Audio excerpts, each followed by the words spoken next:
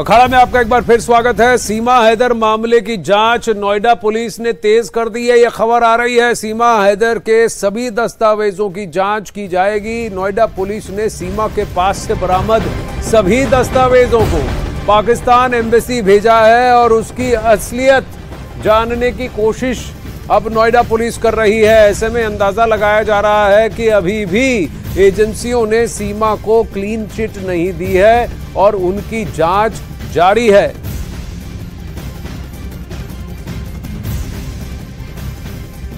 प्रश्न बहुत सारे हैं, लेकिन कई दिनों तक पड़ताल करने के बाद कई सारे तथ्य मेल खाते दिख रहे हैं। इस बात में अब ज्यादा संदेह नहीं कि सीमा पाकिस्तान से दुबई जाकर दुबई से नेपाल आई थी और नेपाल से हिंदुस्तान आई थी। सचिन के साथ रहने की मंशा से आई थी और सीमा ने यह बात कबूल की है कि जो उन्होंने किया है वो गलत किया है, कानूनन गलत किया है, इलीगल एंट्री की है भारत में। लेकिन वो भारत में कारागार में रहना पसंद करेंगी, लेकिन वापस पाकिस्तान नहीं जाना चाहते। आनंद तिवारी के पास चलते हैं, सचिन के घर से जुड़ रहे हैं, ग्रेटर नोएडा से लाइव जुड़ रहे हैं। आनंद, सभी दस्तावेजों को अब पाकिस्तानी एजेंसी भेज दिया गया है। एजेंसियों ने पाकिस्तानी कॉन्सुलेट भेजा है, दूतावास, उनसे जांच पड़ताल करने के लिए। लेकिन ये इन्वेस्टिगेशन किस ओर बढ़ती हुई दिख रही है? क्या अब एजेंसियां धीरे धीरे ये मानने को तैयार हैं कि बस अपने लिए एक फ्यूचर, एक भविष्य तराशती हुई उसकी तलाश में सीमा पाकिस्तान छोड़कर, सब कुछ छोड़कर सचिन के साथ रहने के लिए आई थी और नेपाल में भी सेटल होने की उसने कोशिश की थी। ये जासूसी का एंगल क्या अभी भी हॉट है? देखिए आनंद, तीन महत्वपूर्ण बिंदु हैं जिस पर कि अब यूपी पुलिस, यूपी सरकार और केंद्र सरकार की जांच जारी है। पहला कि क्या सीमा हैदर को डिपोर्ट करना है? अगर डिपोर्ट करना है तो उसके लिए ये जानना बेहद जरूरी कि क्या सीमा वाकई में पाकिस्तानी नागरिक है या नहीं है।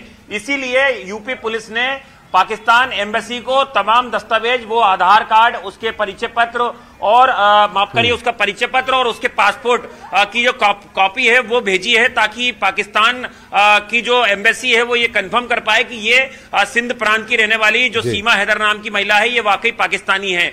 दूसरी बात यह है कि सीमा हैदर को भारत की नागरिकता मिलेगी या नहीं मिलेगी, इस पर फैसला तब होगा तब उसके खिलाफ एक जो केस चल रहा है उसका निराकरण हो जाएगा, क्योंकि वो गैर कानूनी तरीके से भारत में उसने एंट्री करी है। तो ये दो महत्वपूर्ण बिंदु हैं। और तीसरा बिंदु यह है कि क्या वाकई में वो एजेंट है या नहीं है। हालांकि एटीएस ने साफ कर दिया है कि ये एक प्रेम प्रसंग का ही मामला है, लेकिन वो गैर कानूनी तरीके से भारत आई है। कई तरह की अनियमितताएं पाई गई हैं, कई फर्जीवाड़ा हुआ है, कई तरह के ऐसे रूट लिए गए हैं जो कि आम आदमी भारत में प्रवेश करने के लिए नहीं लेता है, वो क्रिमिनल्स उस तरह के रूट्स का इस्तेमाल करते हैं। तो इन तमाम चीजों पे लगातार अभी एजेंसी की नजर बनी हुई है।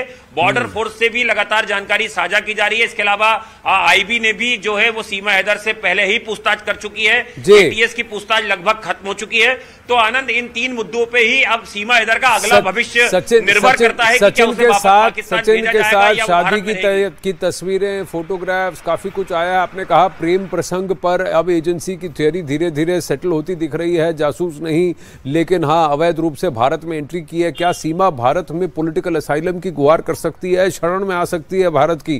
क्या अगर ये मूव होता है तो फिर क्या रुख लिया जाएगा? ये सारे प्रश्न भी बनते हैं। धन्यवाद आनंद आपके अपडेट्स के लिए। वहीं सीमा हैदर पर एक और बड़ी खबर सामने आ रही है। सूत्रों के मुताबिक सीमा हैदर की जांच जासूस वाले एंगल से अभी भी जारी है। हालांकि शक की सुई धीरे धीरे उनसे हटती हुई दिख रही है। एजेंसियां अभी भी उनकी जांच में जुटी हैं। सीमा के भारत में दाखिल होने के मकसद की जांच हो रही है और इस एंगल से भी जांच की जा रही है कि कहीं सीमा लंबे समय तक हिंदुस्तान में रहने और यहां से पाकिस्तान में इनपुट भेजने के लिए एक बड़ी साजिश का हिस्सा तो नहीं है। सूत्रों के मुताबिक जांच एजेंसियां पड़ताल कर रही हैं कि कहीं 4 बच्चों की सहानुभूति और सचिन को मोहरा बनाकर सीमा किसी और प्लानिंग, किसी और मंशा, एक डीपर कंस्पिरेसी के तहत काम तो नहीं कर रही हैं।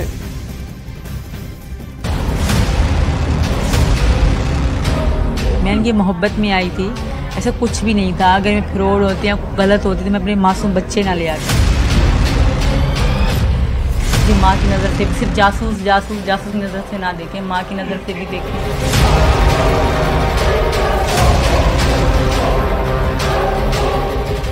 मैं अगर पाकिस्तान चली गई तो उनका जीवन खराब हो जाएगा। सबसे यही रिक्वेस्ट है, भले कहीं भी रख लें, कोई भी कानून हम पे रख लें, पर वापस ना भेजें सर। जमाने के सामने सीमा हैदर प्रेम की दीवानी दिखती हैं। प्रेम के लिए सरहदों को पार करने का जुनून पेश करती हैं। पाकिस्तान से आई एक महिला शुद्ध रूप से हिंदुस्तानी बनी नजर आती है। लेकिन क्या ये सिर्फ नकाब है? क्या सीमा हैदर की सच्चाई कुछ और है? क्या सीमा हैदर ने प्यार को हथियार बनाया और असल में वो दुश्मन मुल्क की अय्यार है? पाकिस्तान के कराची से हिंदुस्तान के ग्रेटर नोएडा पहुंची सीमा हैदर की जांच अभी खत्म नहीं हुई है और सूत्रों के मुताबिक जांच एजेंसियां इस एंगल से जांच कर रही हैं कि कहीं सीमा किसी बड़ी योजना के तहत तो भारत में दाखिल नहीं हुई। कहीं ऐसा तो नहीं कि एक गहरी योजना के तहत सीमा ने सचिन मीणा और मोहब्बत को एक ढाल बनाया, जबकि भारत में उनकी प्लानिंग कुछ और है। एजेंसियां तफ्तीश में जुटी हैं कि क्या सचिन मीणा को ट्रैप करने के लिए लंबे समय से प्लानिंग की जा रही थी ताकि सीमा हैदर को किसी भी तरह से इंडिया में पैर जमाने का मौका मिल जाए, और इसीलिए इस काम को अब अंजाम दिया गया है। दरअसल भारतीय नागरिकता हासिल करने के लिए कुछ लोगों ने ऐसी ही साजिश रची और ऐसे मामलों में जांच चलती रही है। लेकिन पाकिस्तान से जुड़ा मामला सामने आने पर एजेंसियों के कान खड़े हो जाते हैं, क्योंकि सीमा हैदर 4 बच्चों को भी लेकर भारत में आई है। क्या बच्चे भी उसके किसी ऐसे प्लान का हिस्सा है, या फिर वो वाकई में पाकिस्तान को छोड़ना चाहती थी? मैं यहाँ रहना चाहती हूँ। अगर मैं एक माँ हूँ, मुझे माँ की नज़र से सिर्फ जासूस की नज़र से ना देखें, माँ की नज़र से भी देखें। मैं 3 बेटियों की माँ हूँ। मेरे बेटे को भी छोड़ दें, बेटा होता है। मैं 3 बेटियों की माँ हूँ और वो मेरी ही बेटियाँ हैं। तो मैं अगर पाकिस्तान चलेगी तो उनका जीवन खराब हो जाएगा। सबसे यही रिक्वेस्ट है, भले कहीं भी रख लें, कोई भी कानून हम पे रख लें, पर वापस ना भेजें सर। वापस हमारे कोई कुछ भी नहीं है।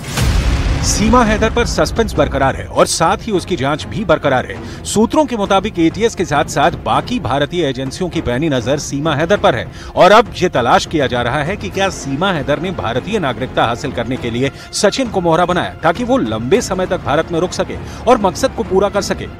सूत्रों के मुताबिक सीमा हैदर को सचिन से ऑनलाइन गेम के जरिए मिलवाना भी साजिश का एक हिस्सा हो सकता है और इसीलिए वो ट्रैप में आ गया है, और इस काम में कोई ना कोई पाकिस्तानी हैंडलर है जिसने अब तक उसकी मदद की है। सूत्रों के मुताबिक एजेंसियां ये भी जांच कर रही हैं कि सीमा हैदर क्या किसी हैंडलर की मदद से भारत आई हैं? क्या सचिन को जानबूझकर ट्रैप किया गया है ताकि उसका सहारा लेकर सचिन के परिजनों और रिश्तेदारों की सहानुभूति लेकर वो यहीं बस जाए और बाद में वो हिंदुस्तान की सुरक्षा का कोई इनपुट पाकिस्तान को देने में मदद कर सके? सूत्रों के मुताबिक सीमा हैदर के खिलाफ 14 विदेशी अधिनियम और 120B के तहत मामला दर्ज हुआ है। सब कुछ जानते हुए भी अवैध तरीके से सीमा हैदर भारत में दाखिल हुई। ऐसे में भारतीय एजेंसियों की नजर सीमा हैदर पर तब तक रहेगी जब तक सीमा हैदर भारत में है, और इसीलिए सीमा हैदर से बरामद दस्तावेजों की तस्दीक करने के लिए नोएडा पुलिस ने पाकिस्तानी एजेंसी को वो दस्तावेज भेजे हैं।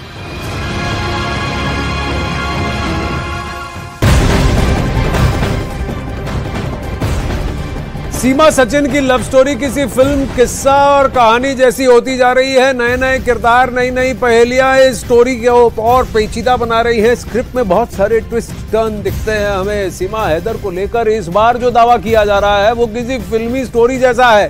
दावा यह है कि सीमा हैदर ने नेपाल आने से पहले वहां के बारे में कई महीनों तक जानकारी भी हासिल की, बॉर्डर के बारे में जाना, सुरक्षा बलों की तैनाती के बारे में जाना, और फिर अंत में किस बॉर्डर से भारत में दाखिल होना है इसका सिलेक्शन भी उन्होंने किया। तो काफी रिसर्च किया है।